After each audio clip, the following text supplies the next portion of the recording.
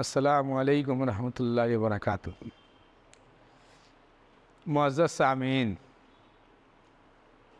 हम जिस मुल्क में रह रहे हैं वह हमारा प्यारा मुल्क भारत है। मेरे दोस्तों, इस भारत में बहुत सारे मज़ाहिब के लोग रहते हैं। याद रखिए, हर तरह के फूल मौजूद है और उस फूल को जब सारे तरह से सजा देते हैं, एक वो भारत बनता है। मेरे दोस्तों, मेरा इस्लाम कहता है हुब्बुल वतनी मिनल ईमान, वतन से मोहब्बत करना ये ईमान की अलामत है। मेरे दोस्तों, नबी करीम सल्लल्लाहु अलैहि वसल्लम ने इरशाद फरमाया कि जिस मुल्क में रहो उस मुल्क के साथ वफादार बन कर के रहो। उस मुल्क के लिए अपनी जान लुटा दो, अपनी जान गंवा दो। अगर ज़रूरत पड़े उस मुल्क की हिफाजत के लिए तो दुश्मनों के जान ले लो।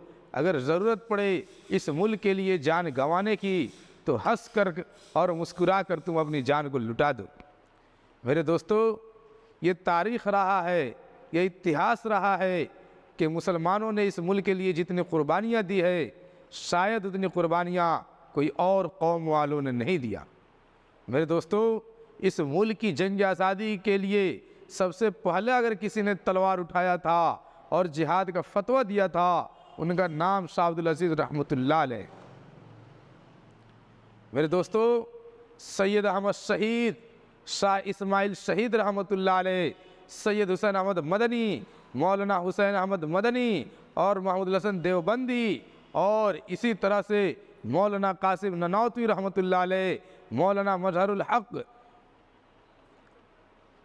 मजहरुल हक और तमाम सारे लोगों ने मिल कर के, जौहर बिरादरान ने, और इसी तरह से मौलाना अबुल कलाम आज़ाद हुए, इन सबों ने इस मुल्क के लिए जो कुर्बानी दी है, मेरे दोस्तों, तारीख़ कभी भुला नहीं सकती।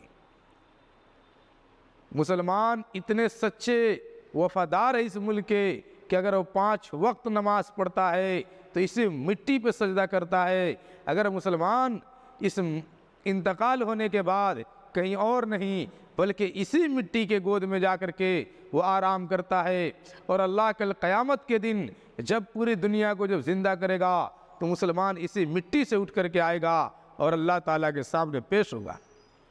मुअज़्ज़ज़ सामीन कराम, हम तो वो हैं जो मर करके भी इस मिट्टी से हम जुदा नहीं हो सकते। लेकिन अफसोस सद अफसोस, आज हमारे मुल्क में मुसलमानों को मशकूक निगाहों से देखे जा रहे हैं, मुसलमानों को पे शक किए जा रहे हैं। मुअज़्ज़ज़ सामीन कराम, ज़रा आप देखिए आज हमारे मुल्क में क्या चल रहा है।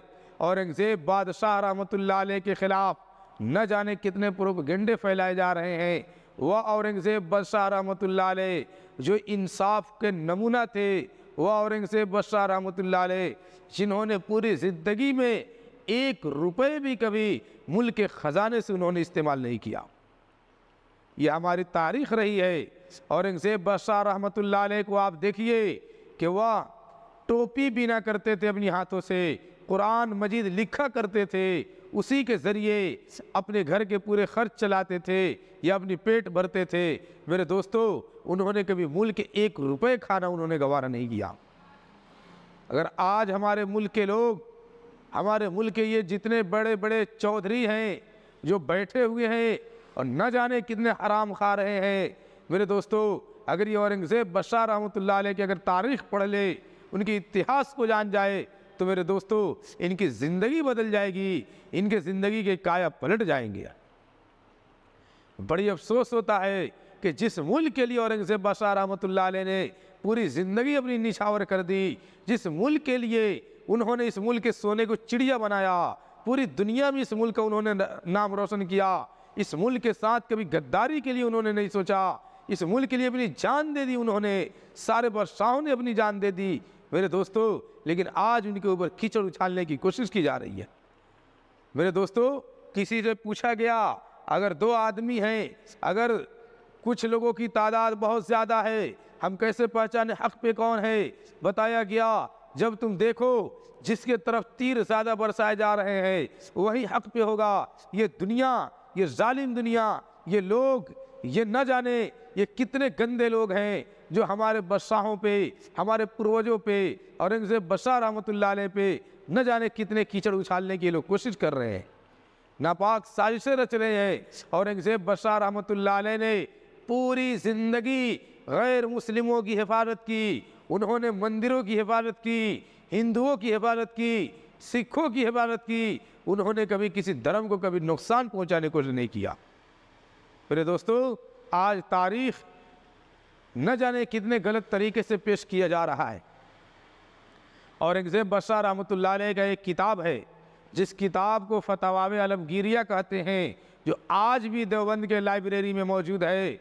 मेरे दोस्तों, जब औरंगजेब बशर रहमतुल्लाह अलैह जब उस किताब को जब लिख रहे थे तो एक बार में 500 बड़े बड़े उलमाए कराम, 500 बड़े बड़े उलमाए कराम दिल्ली के जामे मस्जिद में बैठते थे और उन सबों के दरमियान बीच में बैठकर औरंगजेब बशर रहमतुल्लाह अलैह फतवावे आलमगीरिया लिखते थे। और उन्होंने वो कहे, ऐ लोगों, ऐ उलमा की जमात, अगर आपको कोई भी कमी नज़र आए तो आप हमें बताइए, आप हमें इशारा कीजिए, आप हमें टोकिए, उसमें सुधार किया जाएगा। मेरे दोस्तों, उस शख्स के बारे में आज कैसे कैसी बातें की जा रही है, कितनी घिनौनी बातें की जा रही है। मेरे दोस्तों, पहले के समय में याद रखिए, जो भी राजा महाराजा होते थे या बादशाह होते थे, उनकी टकराव दूसरों से जब होती थी, एक दूसरे राजाओं से टकराव होती थी, तो जो जंग में जीत जाए वह जाकर के उस पर कब्जा कर ले, वह मुल्क उसका हो गया। औरंगजेब बशर रहमतुल्लाह अलैह ने जहाँ भी चढ़ाई किया, वो उस वक्त का समय था, वही तरीका था चढ़ाई करने का। आप चढ़ाई करते, अल्लाह ने आपको कामयाबी दिया। लगभग 50 साल आपने हुकूमत किया, 50 साल की हुकूमत में आपने कभी किसी का दिल नहीं दुखाया।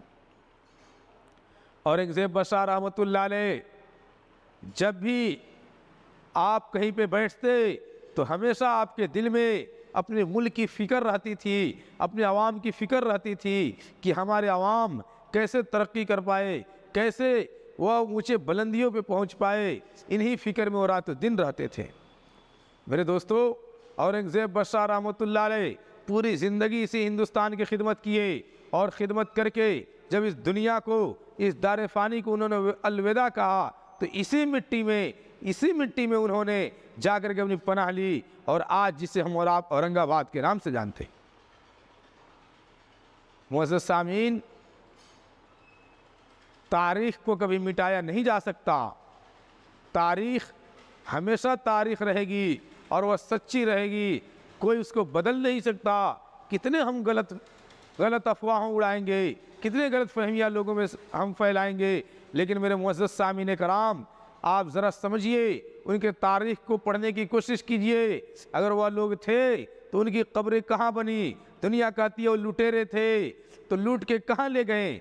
सबकी कब्र, आप अकबर की कब्र देखे, शाहजहाँ की कब्र देखे, हुमायूं के कब्र देखे, जहांगीर के कब्र देखे, आप औरंगजेब बशर रहमतुल्लाह अलैह के कब्र देखे और बहादुर शाह जफ़र के कब्र देखे, सबों की कब्र इसी हिंदुस्तान में है। वो गए कहाँ? वो लूट कर कहाँ ले गए? मेरे दोस्तों, आज हमें ज़रूरत है कि हम अपनी तारीख़ को पढ़ें, हम अपने इतिहास को पढ़ें और अपने बच्चों को इसको बारे में और ज़्यादा से ज़्यादा बताने की कोशिश करें। मेरे दोस्तों, वक्त की किल्लत है, इंशाअल्लाह मैं फिर तफसील से औरंगजेब बशर रहमतुल्लाह अलैह के ऊपर हम और तफसीली बात करेंगे और उनके इंसाफ जो होते थे उस बारे में मैं और तफसील से आपको बताने की कोशिश करूँगा। याद रखिए, इंसाफ के नमूना थे, वह लोग रसूल के सुन्नत पे अमल करने वाले थे, उन्होंने अमल करके दिखाया। मेरे दोस्तों, दुआ करें कि अल्लाह ताला हम सबों को भी अपने नबी की सुन्नत पे चलने की तौफीक अता फरमाए और अपने नबी के सुन्नतों को अपनाकर सहाबा कराम के नक्श कदम पे ज़िंदगी गुजारने की तौफीक दे। आमीन सुम्मा आमीन।